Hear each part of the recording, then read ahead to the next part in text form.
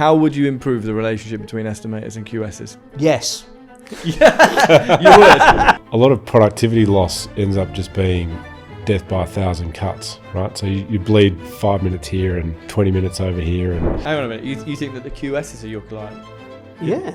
I mean, I've heard it all now. Internally and externally, well, of course they are. Okay, Mike, so you've been on the show before. Just talk to me about your career to date. yeah, so obviously one of the co-founders of E1. My career before E1 was effectively working for a tier 2 or a second division main contractor in Australia, in Melbourne, a company called Kane. They love me telling this story. But the genesis point for E1 was basically trying to build something that would eliminate the 50% of my job, which I just detested at the time, which was, of course, the manual, menial task of printing the drawings, calling the 300 subcontractors, sending it all out in the post, doing the revisions, the addenda that inevitably came through, figuring out who had what, reprinting them, blah, blah, blah. And then, of course, standing by the fax machine for God knows how long. God knows days of my life. And so... yeah, so as I was saying before, it's like that's been nearly 20 years. So I think it hasn't been a quick path to success, and certainly the job's not done yet here in the UK. Plenty still to be done. There's plenty to be done, but the construction industry is not renowned for moving at high speed with respect to technology adoption. So we feel good about what's going on here, but it's a bit slower than we want. Yeah. No, I mean there's work to be done. And Paddy, I'm going to call you Paddy, not Patrick. That's fine. Just like elevator pitch on kind of your experience to date, and the majority of the listeners to the show are quantity surveyors, and okay. I worry that they're going to be disappointed that you started out as a QS and ended up as an estimator, because the journey, I don't know if I'm right about this, but it feels to me like the more natural journey is the journey from estimator to QS. What happened? Is everything okay? I got found out really early on, I suppose you could say. I started my career back in the days when you actually used to do something called an HND or an HNC back at a polytechnic, which is they're now all universities. So I started back then. I went into a QS practice, very sleepy traditional QS practice, and I just found it quite stifling for me as an individual. Didn't quite work. There were lots of guys who, I'd been at Polytechnic with, who were generally working for contractors, and they seemed to have jobs that were a lot more expansive. They also had things like company cars and expense that is accounts. Important at that age, yeah, right? You said the same thing I about said your exactly job. the same thing. There you go. At that age, you're like, I want that. Yeah. And at the time, my first year in a PQS practice was just purely checking DIMs. Old-fashioned DIMs, you were checking the DIMs and you were lining through to check that somebody counted the right number of doors. You weren't even actually counting the doors; you were just doing the maths. And I found that a little bit stifling. Really? Yeah. A job came up on the contractor side, and I went into QSing on the contractor side. But again, I found it quite difficult with my psyche that being on the same job for years and years and years on end, doing the same thing, arguing about the same things with the same people, or even arguing about the same things with different people. Oh yeah. Actually, that's a really good point. I just found it difficult, and then somebody suggested I'd spend some time in the estimating department, and bang, straight away there was a role that was quite intense, in fact very intense at times, but had an end. It had an end date. You knew that at midday on Friday, bang, that bid had to it's be either in or it's not. Yeah. And back then,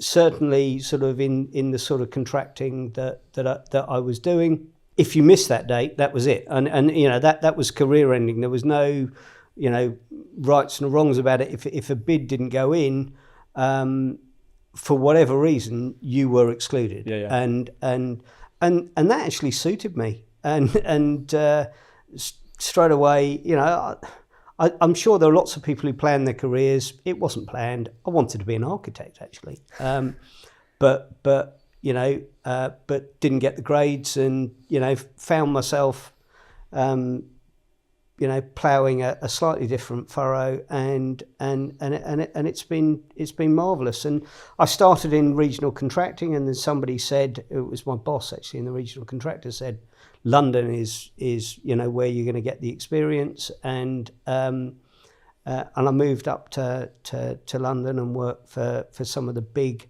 traditional contractors where things were done. I'm going to sound so old, but things were done so methodically and so well, and the learning experience was so good. I mean, it really was. Learning traditional estimating and QS practice. And that stood me in a really good stead. And then, you know, you hear about the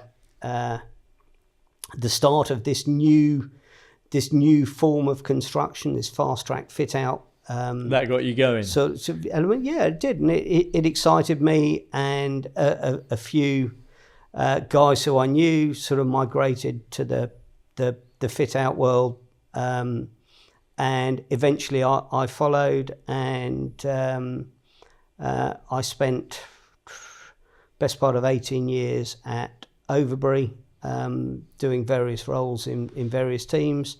And then latterly I've spent the last sort of 8 years at StructureTone. And StructureTone, we've spent the morning in your offices at StructureTone. We've also then had a couple of beers at lunchtime, but we won't mention that. So StructureTone, just talk briefly about the company, because I'm going to hack this to pieces, so feel free to correct me, but you've effectively grown from 150 million to 400 to 500 million in the last 12 months. Is that right? Yes, yeah, we have. I mean, StructureTone as a business, everybody, including myself, has sort of has used the phrase, even prior to the last 12 months, that they were the slumbering giant of sleeping giant. Yeah, of the London fit out market. StructureTone are an American-owned business. They're a huge business. This year they'll turn over probably $15 billion or thereabouts. But in London, up until 12 months ago, they were a relatively small bit part player. And 12 months ago, with the failure of ISG, we were very lucky to be able to take on and offer a lifeboat to a large number of incredible guys and girls from that business, who have an amazing track record in delivering fast track fit out to the London market. And you know, we've seen our fortunes change enormously, but StructureTone, I don't think there are too many businesses in the UK that could have facilitated that sort of growth in that sort of time. And just purely because StructureTone is such a big entity, even though until relatively recently we've probably flown under the radar a bit, we've been able, with the backing of our American parents, to really take advantage of the changes in the market. That moment in time. Yeah, right? and offer, I think, a cracking home to some, you know, amazing people that I've met over the last 12 months, and hopefully our collective journey is now, you know, is now going to be brilliant together. So, and you talked earlier in the office about, so you're estimating director, right? Yep. Estimating director, 400-500 million turnover, and you keep on using the word fast track fit out. I didn't work in fast track fit out. I worked in construction. You worked in construction as well, Mike, right? Yeah. So when you say fast track fit out, what does that mean to your job? Okay. I suppose in really simplistic terms, we are generally working for educated clients, people who are coming to the market on a fairly regular basis. They are large commercial organisations, and commercial can cover the whole sort of sphere of the London construction industry, but they're people who are coming to the market on a regular basis. They know what they're getting into. They are generally they've already engaged with all of the professional team that they need to. They are generally driven by either a lease event or a seismic business event for their particular new HQ or something like that. A merger, a new HQ, whatever it might be, or a lease event, which means that for a large commercial organisation, they need their space delivered to quite a fixed time scale. And what generally happens in life, I suppose, is that all of us, we have a fixed end date for something. To life. Yeah. Well, this is taking a morbid turn. Oh God, It's good. Yeah, let's not go there. So you have a fixed end date, but what tends to happen is that things tend to get compressed in the interim. So we find ourselves delivering in terms of volume an enormous amount of work in terms of value or square footage or however you want to quantify it, in a relatively short space of time. And so Mike, you kind of built E1 off the back of working on construction projects, right? Which were frustrating you enormously in terms of you were printing, you were faxing, you were calling. Yeah. Just repeat again, like what that process looks like, and I want to see how it's different in fast track fit out. What's interesting is I think it's the same set of problems. It's just felt much more acutely because, like your traditional tender process might be, 4 or 5 weeks or something, but it sounds like to me you might have a turnaround time of like 2 weeks or something, and then you have to be ready to kind of start procuring maybe a week or two later.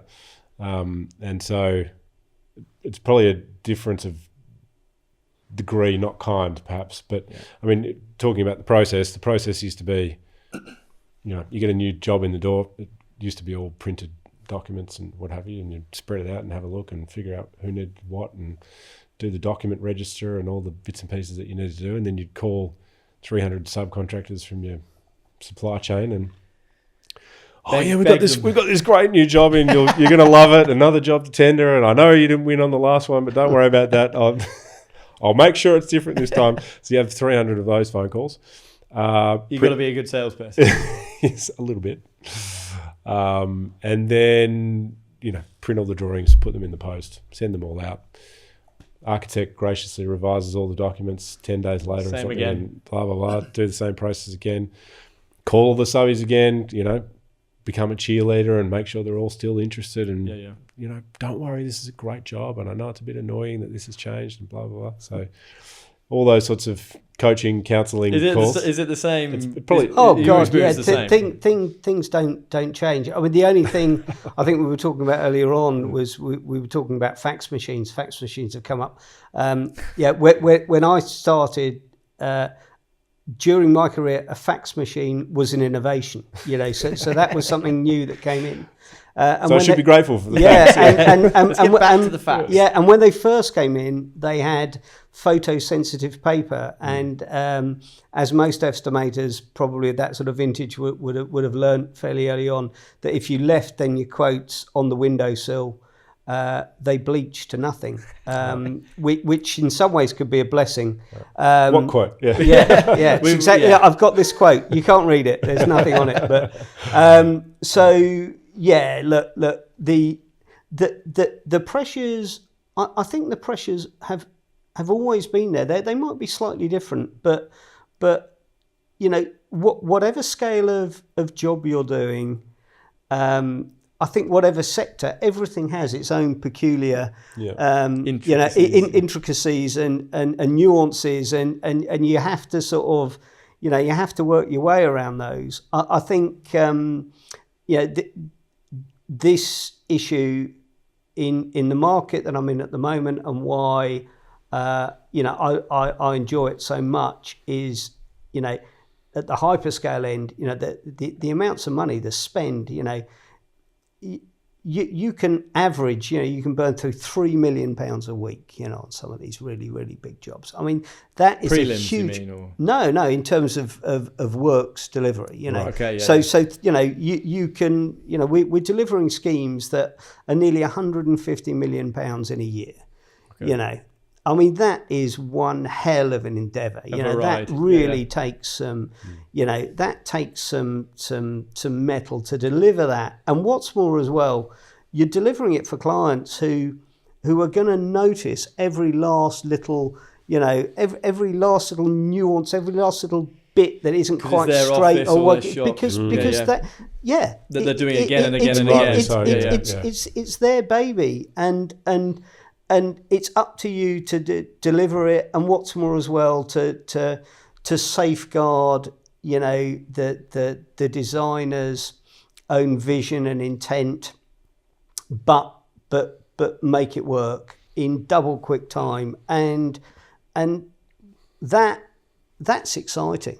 That is exciting, and I'm not saying that I could necessarily live with the pressures of delivering that, because mercifully I don't have to do that. But just getting those sort of schemes across the line, and seeing the energy and the effort that goes into to those bids. We were saying that back in the day, when I first started on this journey, on this career, you delivered the form of tender. That was all. There was one piece of paper.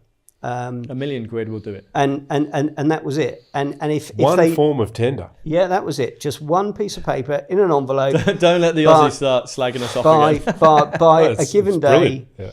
And if they liked the number, they would then call for a bill of quantities, and that was it. There was no program, there was no method statement, there was no, organogram, there was no, any of the other things that are now so important and intrinsic as part of that selection process. None of that happened. It was just a number.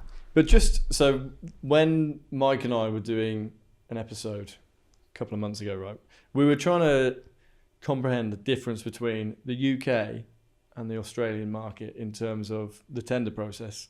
And you can probably talk to this better than I can, but it felt like one of the key fundamental differences at estimating stage in Australia versus the UK is that, say you're in a tender with it's Overbury, Structure Tone and two others, that effectively the BOQ isn't being produced by the client in either country. And in Australia, what is done is Overbury, Structure Tone and the other two get together and say, should we pay a PQS to put together a bill? That's right, yeah? Correct. And in doing that, everyone's pricing off the same thing. Mm-hmm. And you'll talk to this much better than I will. And therefore, you're thinking about buildability. Yeah, so, well, in effect, you're thinking about other things, right? Like the task of measuring the job becomes someone else's responsibility. Yeah. And so you kind of unlock this additional time which is not to say that you don't try and wrap your head around the documentation and all that sort of stuff, because I know a lot of people say, well, I learned the job through trying to measure it and all those sorts of things, that's a valid kind of thing. Yeah. But what it does mean is that so the tasks of the estimator have shifted away from I must measure and rate this job to what other useful things can I do with this week or 2 weeks that I've clawed back done. And so it's tilted towards, well, now I'm going to spend more time thinking about the supply chain, who's the right team of subcontractors to potentially pull together on this particular project. I'm going to go back and look at some old jobs that we've done that look like this. I'm going to speak to these subcontractors, and sometimes it is about spending more time with the supply chain, educating them about how you want to build it, or even just talking through the different options that might be possible for approaching the problem. So it's just a kind of reallocation of time and probably an evolution, if you like, of some sorts around how estimators are solving the problem of pricing the job effectively. I think so. I think that there are still instances where a group of contractors might well, even in the London market at the moment, share a bill of quantities. Really? It's not unheard of. Right. There are loads of businesses that will shy away from it. Sharing a bill it's not a no-no, but in lots of jobs now, I think it's this issue is that sort of finding your own way and finding your own angle is a big part of it. Like your USP almost. I think so. And if you decompose that, is that like methodology and okay, value and engineering program or, and we're not going to price dry lining and compete with you on price versus a different product. We're going to do things a different way, or don't get me wrong. There are opportunities where, in fact, having that commonality of bill might have a benefit. But loads of people within within the fit out market, especially, would probably shy away from that because they would feel that by sharing a bill, they would be offering a potential advantage to their competitors, even though, if you went back 30 years, that was the norm, that everybody had that control. I think one of the things that then that throws back at the QS. Here we go. Look, this isn't right. No. In actual fact, I'm just about to sort of, massage my ego. I am. Is that one of the things that by not having a decent control document, how do you then, in double quick time, because quite often the poor old QS, is put under an enormous amount of pressure to analyse the responses that he's got. Now, how do you compare, if somebody's got, I don't know, let's just pick a number. Somebody's got a bill with 3,000 line items in. Somebody else has got one with 2,000 line items in. How do you compare those two things? How do you compare, especially if there are elements of builders work or elements of petitioning or joinery which may go into various packages, and somebody's put it in that paint tin, for want of a better word, and somebody else put it in that paint tin. How do you, in double quick time, disseminate and analyse that information? Well, maybe they don't do it in double quick time, right? It becomes really, really difficult. And I think what we try to do, and again, this is something I think we were talking about earlier on, is it's really important and really difficult, but you must try to look at the world from the other person's point of view. And lots now of what we do as an industry is actually thinking about the drivers for the client. All too often, if you go back 30 odd years, the client actually, and the client's needs and desires and time pressures were actually almost held as incidental to the process. Who are they? Whereas now, actually, you need to start to think about two things. A, who is my client? Because actually anybody you're providing information for is your client. And then B, ultimately, how does this impact on somebody making a decision? Because in actual fact, if you can make somebody's decision-making process easier, then they may be more likely to go your way. But tell me, so how many tenders do you receive in a year, roughly? 100? No, probably not that many. Probably somewhere around the 75. And of those 75, how many come with a bill? Oh God, none. Zero. Well, you may get, sometimes you may get a quantified schedule of rates, but in the modern world, you are responsible for those quantities. And so you couldn't, you would be ill-advised, I can't say you couldn't, you would be ill-advised not to check them. Yeah. And Right. so who does the measure? In our world, it would be, myself or one of my team. It would be the estimator who does the measure. Which Generally does sound good to me, right? I would prefer that the client provides a bill. I'm a subby, right? But quite often, client doesn't provide a bill. Main contractor is like, well, I won't provide a bill then, and then the subbies provide the bill. But your approach is, I need to get into the detail. I need to do the bill. Again, all that happens, and you can't say never, because obviously time periods and there are all sorts of factors that influence this. But if I can have the time and invest the time to send out a decent inquiry document to somebody, unsurprisingly, I might get a better response back. And it actually send a bill, get it priced back. And if you send somebody, a bill, then some people might price, most of the items on that bill. Mm-hmm. Some people will add on 100 more because, that's what they do. But it's the usual thing. If you send out a half decent document, you stand a half chance of getting a half decent response. Yeah, what you put in. Yeah. I guess my question is, looping it back to the way that they do it in Oz, is for whatever reason in the UK market, we don't get a shared bill. We do one individually. Is there a lesson to be learned from, I guess my question is, so you have 4 weeks for a tender. You probably in week 1 do the bill yourself. Someone in the team does it, and then someone else in the team is thinking about who are the subbies for the job. How would things be different if a bill arrived in the way that it used to arrive when... You're going back, 30 years. I know, but it is is how you're it a was young set up. fogey, aren't you? I know, but don't get me started on bills. I've already put Mike through it. This is because we used to have contractual bills of quantity too in Australia. And I say bill, but I mean pricing document, right? Just something to price. Yes. So that whoever is receiving it can equalise it. Quite often, you will get a scoping document, and they can be really good, they can be average, and they can be poor.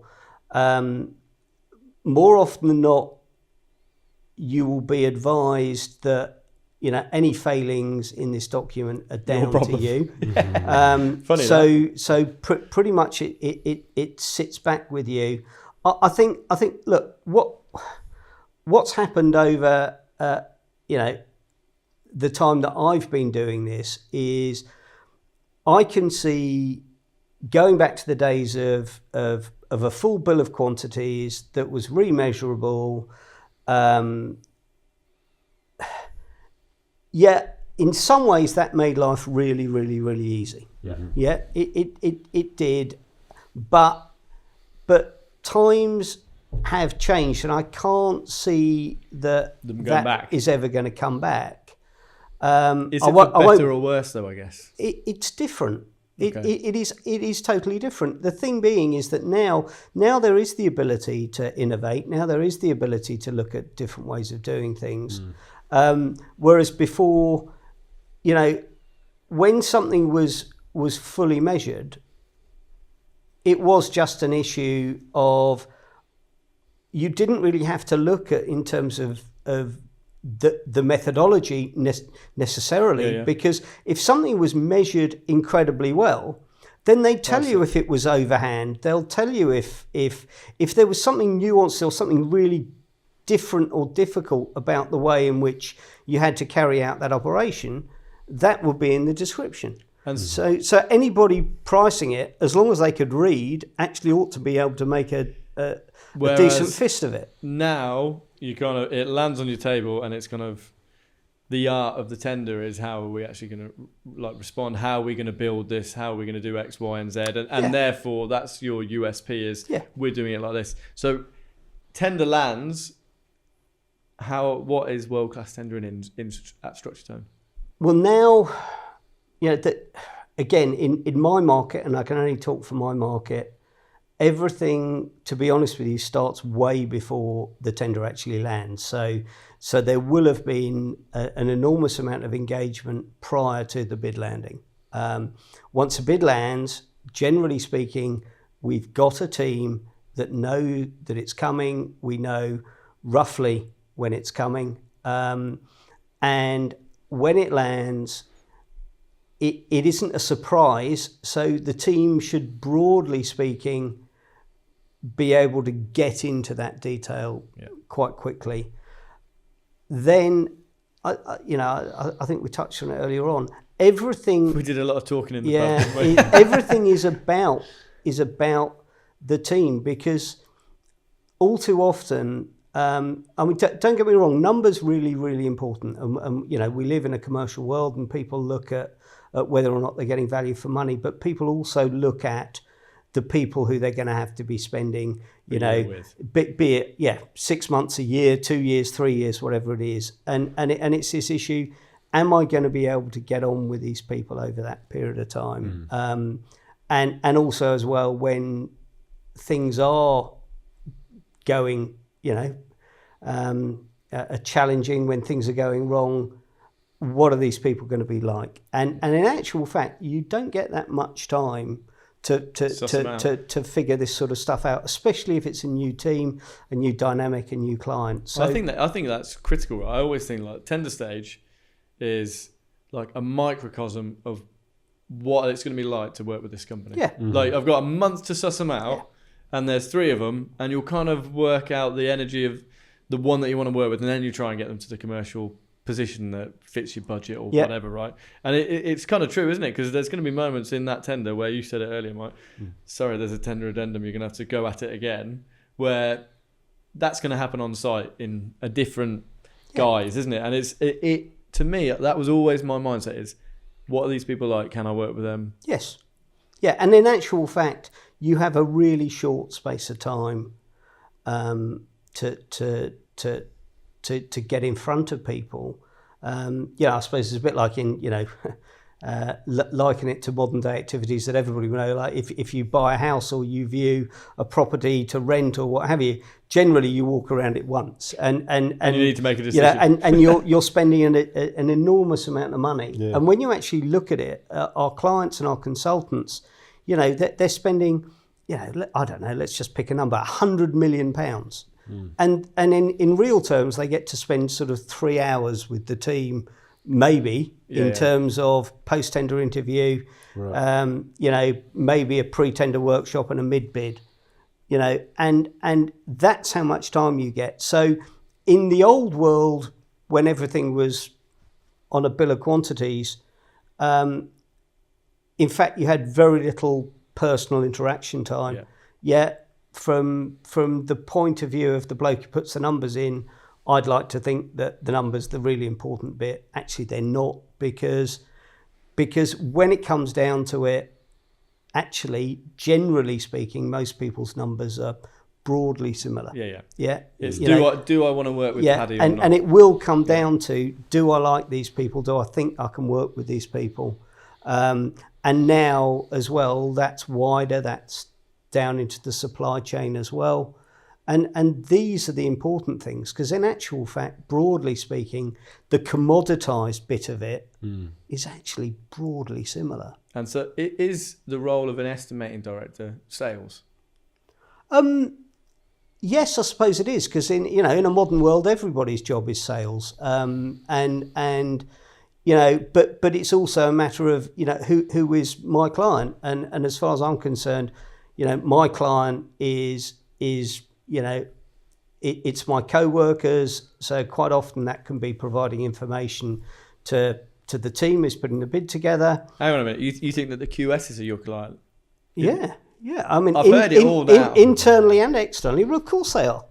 I've never heard that before. Yeah, of course they are. I like that. Yeah. And anybody who you're providing information for ultimately is your client, isn't it? I mean, that's the way that I look at it. So So, however, even when the quotes are blurred out because they've been on the windowsill. Yeah. That's an interesting perspective. Anyone that provides information, you're providing information to is a client. But it does kind of make sense, right? Yeah, you're serving them something. Yeah. Because we talked earlier about estimator to QS handover. We've talked about it before, right? Where I was a subby, I was a main contractor. But the process that I had was like, estimators like, there you go, here's a couple of Word documents in a standard format, deal with that, right? And as a subby, my procurement was a bit slower because, I might be procuring the installation, the windows, whatever. As a Chris Barber, my co-founder who's often on the show, talks about quite often, he was in high-end resi, he would get given a job by an estimator and within a week, he'd have to place a groundworks order. And the groundworks order was kind of the key to the success of the entire project. And he was doing that off the back of the estimator's work. Yeah. In fast track fit out, it's much the same, right? Yeah, I mean, it can be, there are different ways of procuring work and the way that things are going. I mean, sometimes now,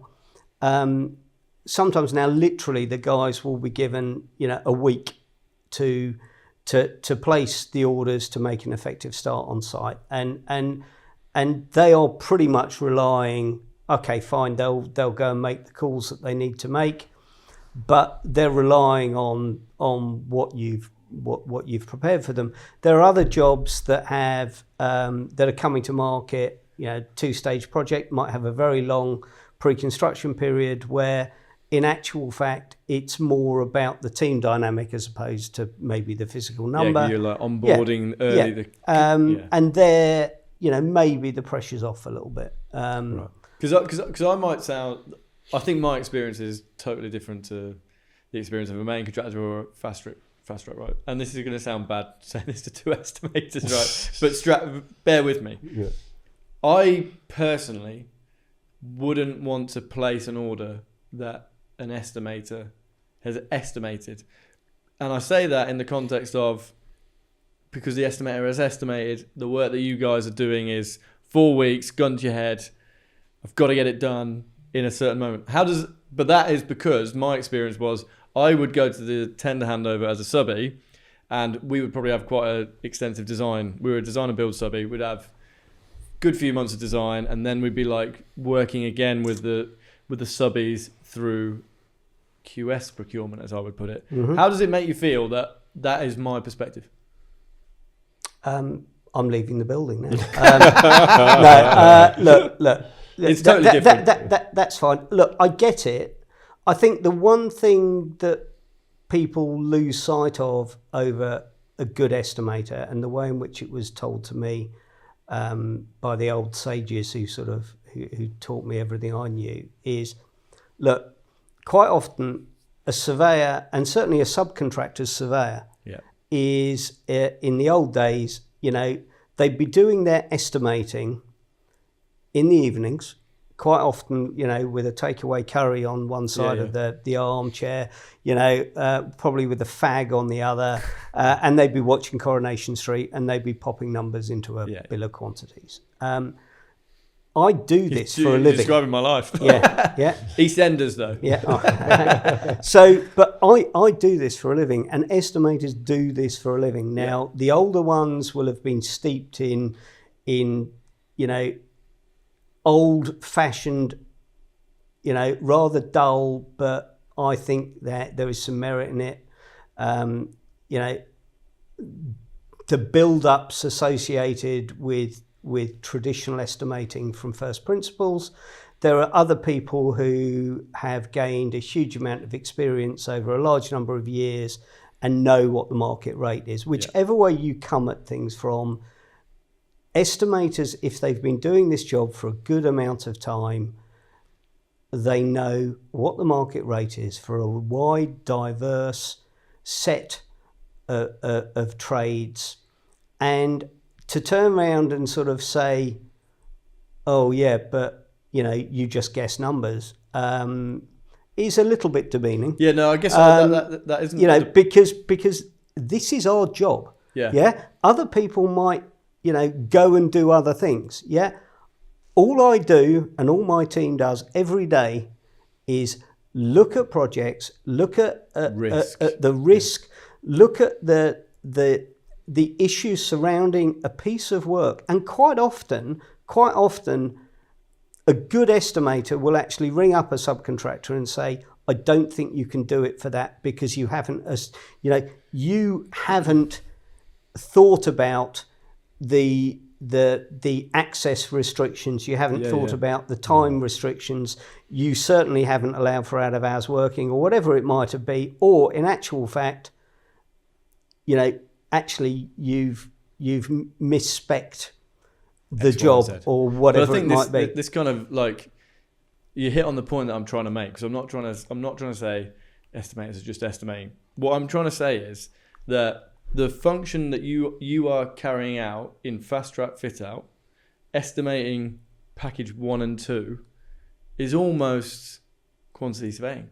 In that you're getting them ready for contracts, which in my experience is, lots of packages. That is what you're doing. I mean, if you just indulge me for 2 minutes, there was an estimator I worked with who was a bit of a character, and way back in the day, probably talking about 35 odd years ago, in a very old traditional, very large building contractor, he won a job and he went to hand over the job to the QS team, and you can imagine lots of people with pipes and sort of, leather patches on the elbows of their tweed jackets sitting around an old boardroom.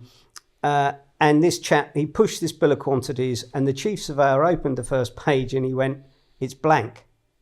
And this guy, who was a bit of a card, turned around and he said, yeah, that was what it was like when I got it. Yeah. And what he said, I hasten to add, it didn't go down very well, but what he said is, why don't you, instead of me giving you a set of numbers which you have to target, why don't you start again and see what you can get it done for?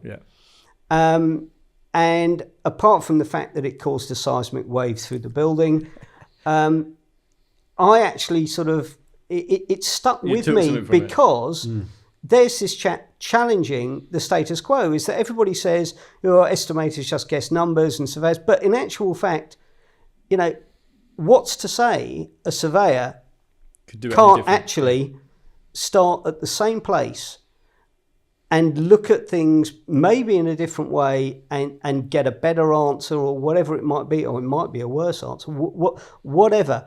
Just look at it again, rather than take what somebody else has given you and sit in judgment on it.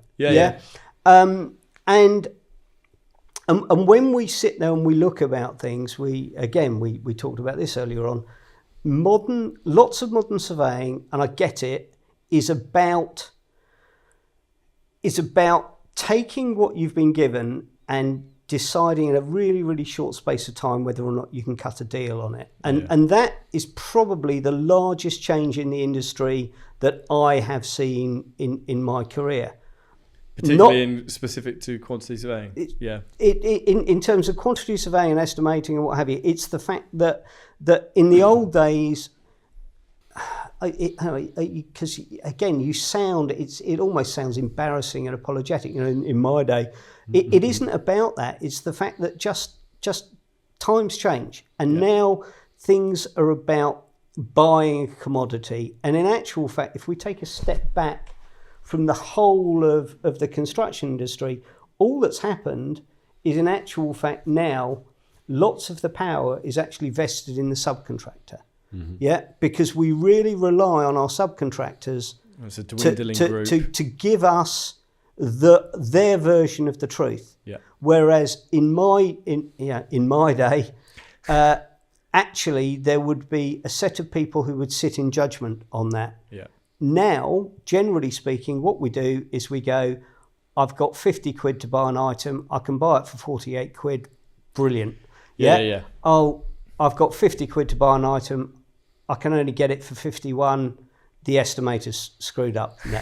That's what they would say. But that's the way that things have become in a commoditized world. Yeah. What frustrates me with maybe some, not all, but maybe some young surveyors is that they look at things in that way. Really binary. Whereas my view would be, tell me, going back to that guy, John, all those years ago, actually, what do you think it's worth? And in lots of ways, when I have young estimators or surveyors sort of come through my department and complain about budgets. Yeah, my view to them is generally, right, I'm not going to tell you what I think something is worth. You tell me whether you think a particular activity is going to cost £100, £1,000, whatever it might be, and I'll tell you whether or not,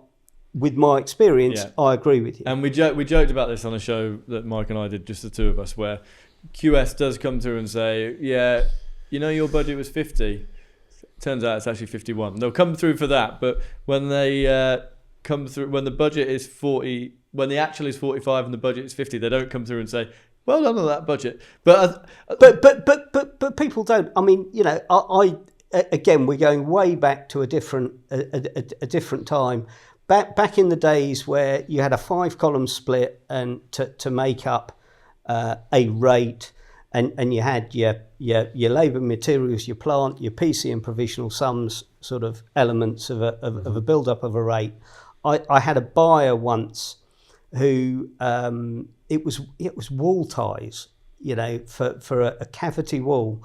And, I can't remember how much it cost, but let's say it cost 50p and I had 25p for labour and 25p for the wall ties. And he actually came to me and he said, I've got this bill of quantities, so it's costing me 27p for the wall ties.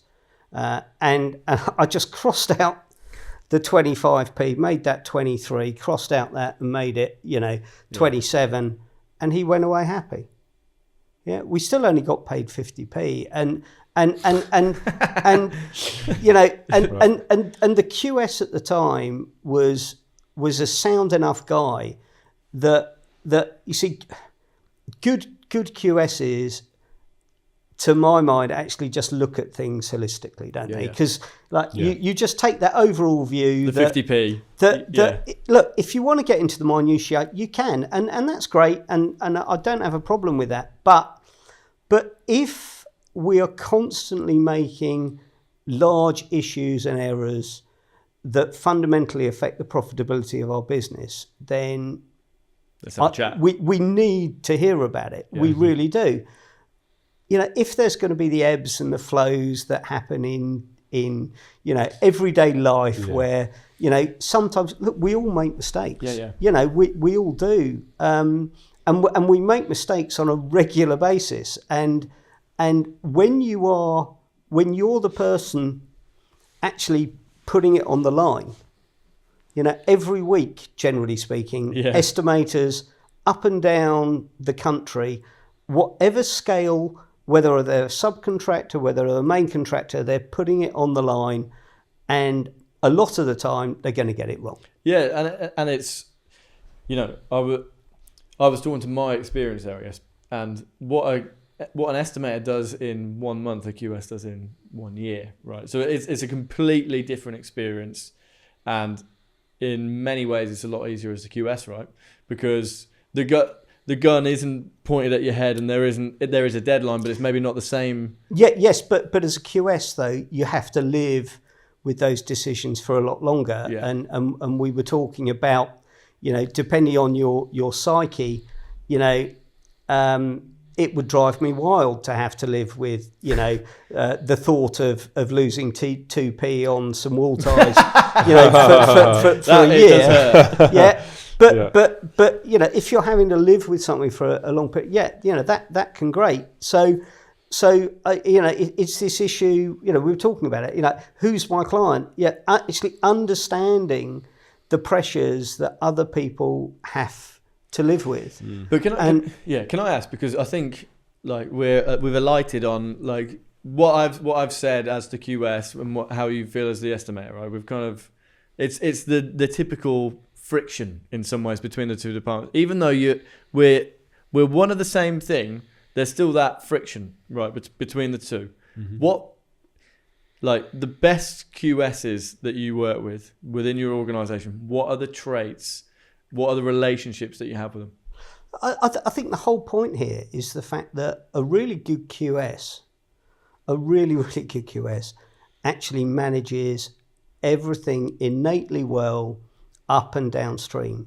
So, they are, I mean, look. And internally, right? Oh, God, it's a real art form. And when you see, like anything, when you see it done really, really, really well, it's a joy to behold. So, but I think it's this issue about understanding other people's needs, whoever they are, if that's a subcontractor, if that's a client, and being mindful of your position. So you need to know where am I targeted, do I feel I need to be, but then in order to get myself from A to B, but also to make sure that this isn't just about this job, because anybody can trash and burn to make a return on a job, but you're going to burn through all your relationships and all your friends up and downstream. So it's being mindful and being able to give either to the supply chain or to the client or internally or whatever it might be, to just maintain that balance. And when you see it done really, really, really well, like any career, it doesn't matter. It could be kicking a football or riding a bicycle or whatever. When you see it done well, it's an absolute joy. Yeah. And when you see these people who effortlessly can talk upstream, downstream, internally, and you will, all of us will just fall in behind these people, because you actually know that they're going to make it work. Again, I'm reminiscing slightly here, but and digressing slightly. I used to play rugby, and I was very privileged to play with a fantastic fly half from Otago, a junior All Black. And I remember walking up to this guy, slightly in awe of him, and saying, where would you like me to throw the ball? What would you like me to do? And he just turned around and just said, mate, you throw it and I'll catch it. Yeah. And when you see, that level of ability, that in actual fact, then doing your job is easier. It actually becomes a bit easier, because you're actually saying, this guy doesn't actually really matter. It doesn't seem to matter to him how I'm going to deliver it, because he's just saying, don't worry, it'll be all right. Yeah. And when you find, a QS or a project manager or a planner or whatever it is, that you come across, or even, our supply chain partners who are just on side and they just want to make things happen. Then actually life becomes really quite easy. And all any of us do, and I suppose what makes a successful career is finding these people and trying to hang on to them. Do you think that it's sales? Because you said earlier that, because I kind of think a good, and I can only talk to QS, a good QS would be good at selling the dream up, selling the dream down, selling it internally. The dream, but like just selling the project. You said earlier, I think sales is part of modern life.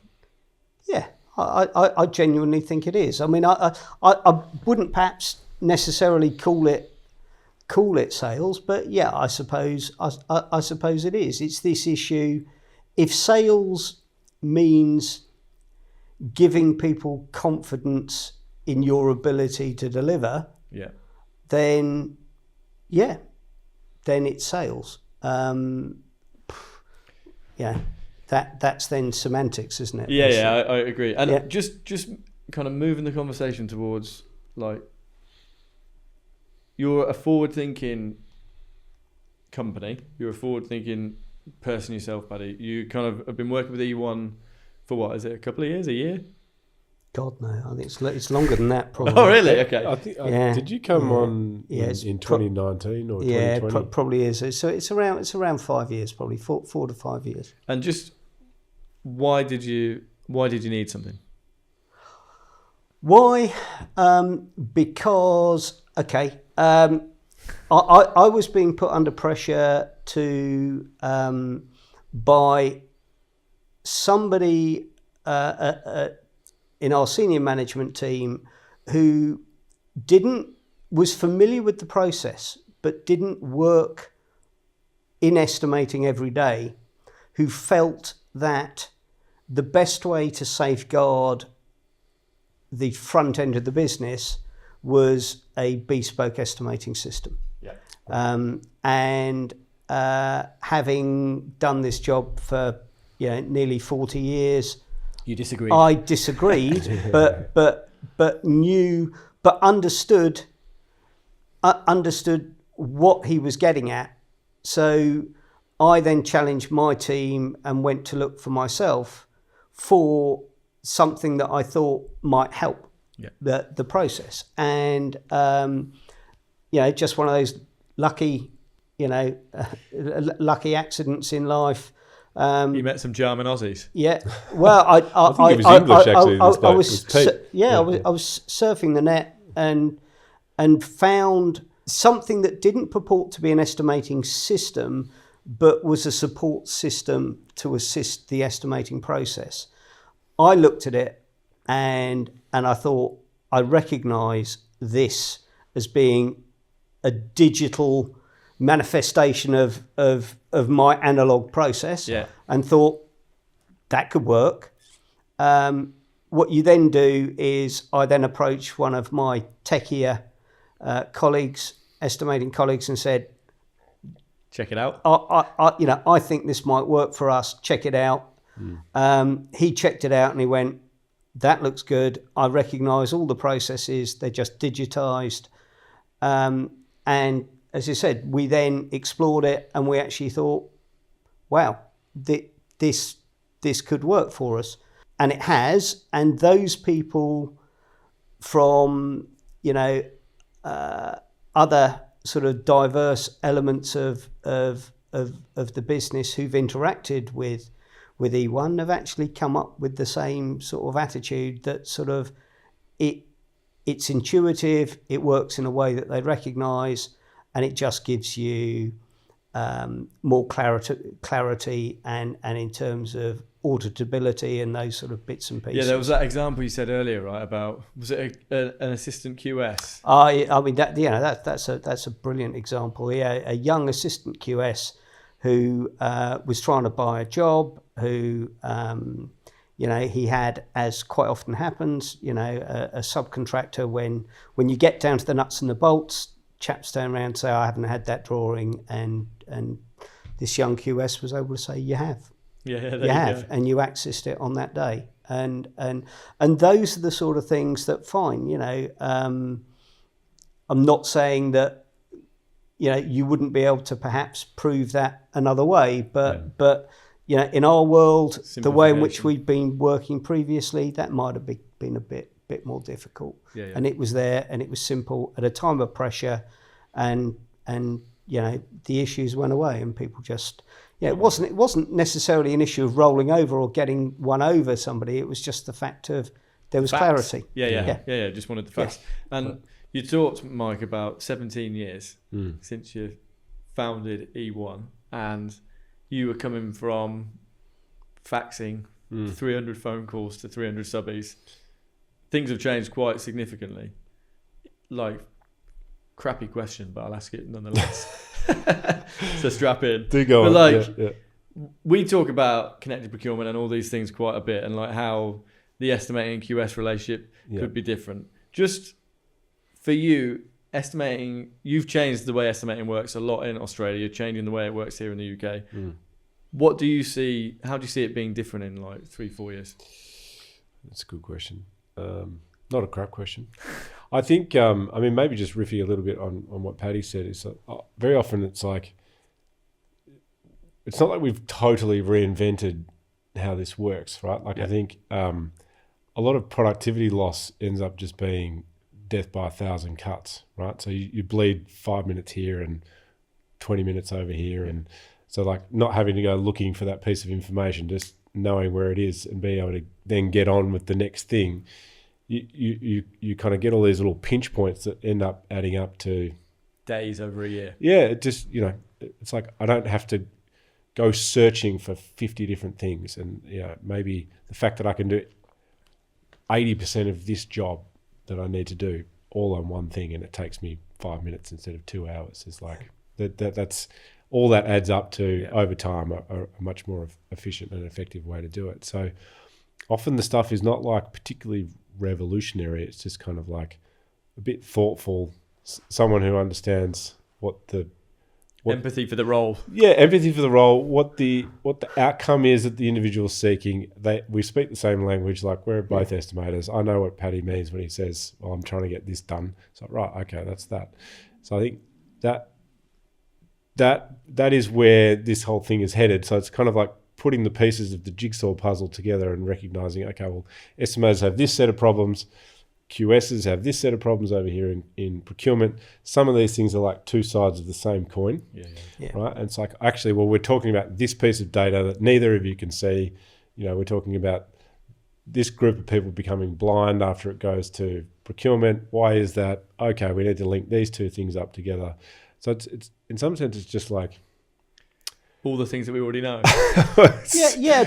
but also as well, so many things in life and in history are cyclical. So, if you think about it, is that, hate to say it, but the quantity surveyor in itself is actually a relatively new role. Not like us dinosaurs. No. Well, in actual fact, if you look at, look at Sir Christopher Wren building St Paul's Cathedral, that was on a turnkey basis. Yeah. So, yes, he was an architect, but he was also his own builder and QS and what have you. So what happens is that over the intervening period, somebody went, oh, well, that could be a standalone role.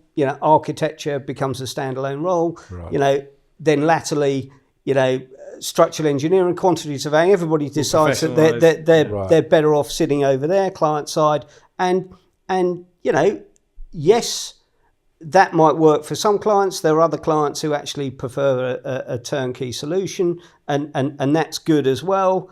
So, but what happens is that everything sort of rolls through, and all that's happened in my career is you've seen it going from a very regimented PQS led procurement process to one that's perhaps a little bit more dynamic and then a little bit more contractor led, which in actual fact is actually just another cycle of things and of coming back again. So look, if we talk about where things are going, I don't know where the industry is going to go. I know from my point of view that people have said to me over my career, they said that digitisation would mean I'd be out of a job. I saw that one off single-handedly. Mission accomplished. Yeah, they said that BIM would see me out of a job. And I've fought that one off as well. So that basically tells me that I'm you're unbelievable. You're invincible. No, look, joking aside, look, these changes happen. There's some really, really exciting stuff coming down the line, and when you're dealing with, as we do, in relatively short time, even when you're building stuff on site, the volume of information that we get bombarded with is colossal, and it's just getting bigger and bigger and bigger. Yeah. And to changes in the digital world mean that some of that pain that actually already E1 and the way in which we work, they're actually already taking some of that pain off us because they can recognise drawing revisions, which otherwise a few years ago you'd have to go through manually. That will soon become a place where actually the nuanced detail within those drawings we can analyse automatically as well. Yeah. Now, will there still be a need for technical people to interact with each other and build stuff? Of course there will. Yeah, I agree. Yeah, we're a long way off actually us just relinquishing everything and having everything built automatically. Will it be different? By God, it's going to be different. Yeah. Will it be better? It will be different. There'll be some benefits. There'll be some things that probably, with the benefit of hindsight, maybe didn't work quite as well. But and that's where we're going. Yeah, and just kind of wrapping things up in 60 seconds. This might be a difficult thing to do, but like how would you improve the relationship between estimators and QSs? Yes. Yeah, you would. How would you go about it? Because I've talked about it from a QSing perspective, and you've talked about it, Mike, from an estimating perspective, and we've joked about it. From your perspective, Paddy, like what could be different? How could it be better? You just need to talk to each other and understand other people's positions, and if you can do that, then our world will be better. Because what nearly 40 years in construction has taught me is, in actual fact, it's the communication is where the breakdown is. Right. Yeah, it's people. It's one person thinking I'm getting X, the other person thinking I'm selling them Y, and every single issue that you have fundamentally comes down to communication. So learn to talk to each other better. Learn to perhaps ask better questions. Learn to give better answers. And if you do that, and if you can try to be as open on everything as you can be all the time, then that'll be cool. And do not be afraid to stick up your mitt and say, mitt is hand in ink. Yeah, sorry. A mitt, your hand. You've got a glove on, obviously. Yeah, your mitten. Which is down the sleeves of your duffel coat. So don't be afraid to say, I've made a mistake. Right. Yeah. And the one thing, actually, I suppose that's the one fundamental thing, I tell all of my team all of the time is, if we have made a genuine error, then, just admit it. Do not try to fudge it, because generally speaking, all that happens is things snowball and escalate, and then you end up with a bigger problem. So just admit it as early as you see it, and then look for mitigation, look for a way out of something. Because generally speaking, there's always a way. And final question, because I reckon we're going to get kicked out of the studio any minute. But my final question to you, and I've asked this question to commercial directors, construction directors, operations directors. I'll ask it to you as an estimating director. Like, what are the things that you want from junior cadet estimators? Like, what are like the characteristics you like of the young estimators that you work with that you think they're going somewhere, they're amazing? What are the characteristics you want to see? You have to be inquisitive. You have to ask questions. Curious. Yeah, just everyone says that. Brilliant. Just be curious. That is and I promise you, it is the most important thing in the world. Just keep asking why. Yeah. I completely agree. It's funny. Just like my 5-year-old. It's ask why 3 times a year. There's no more answers after the third why. But you're right. I think that's and I think. Maybe to your other point as well, like you will make mistakes, and so don't be scared of it. Well, don't be. The worst thing you can do is to hide it. Like I think my boss said the same thing. It's like if you make a mistake, acknowledge it as quickly as you can, and then we'll figure out what to do with it. Instead of pretending that the coffee machine cost $5,000 instead of 50, which of course it did. We'll end on that. We'll end on that point. Excellent. All right. Well, Paddy, thank you very much. Thank you. Mike, good to see you again. That was a You great too, mate. conversation. QS and estimators, we can kind of get. We on, can can't get we? along. Yeah, we can. Yeah. Just about. Especially with there are more of us than there are of you. Excellent. Thank you very much, guys. That's great. Thanks, mate. Cheers.